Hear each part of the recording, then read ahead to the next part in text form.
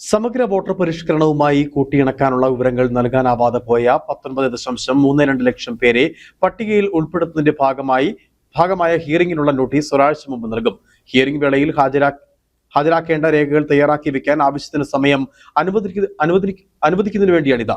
Hearing തീയതി ELOമാർ നിശ്ചയിക്കും. ഹിയറിംഗിന്റെ തീയതി EROമാർ നിശ്ചയിക്കും. തീയതി അറിയിച്ച് ഒരാഴ്ച മുമ്പ് BLOമാർ നോട്ടീസ് കൈമാറും. കിടപ്പ് രോഗികൾ, 85 വയസ്സിന് മുകളിലുള്ളവർ എന്നിവരെ നേരിൽ കണ്ട് ഹിയറിംഗ് നടത്തുന്ന കാര്യം EROമാർക്ക് തീരുമാനിക്കാം. ഹിയറിംഗിന് ഓൺലൈൻ സൗകര്യം ഉണ്ടായിരിക്കില്ല. പരിശോധനയ്ക്കും ഹിയറിംഗിനുമായി 12 മാസം നിശ്ചയിച്ചിട്ടുണ്ടെങ്കിലും 1 മാസത്തിനകം പൂർത്തിയാക്കാനാകുമെന്നാണ് പ്രതീക്ഷ.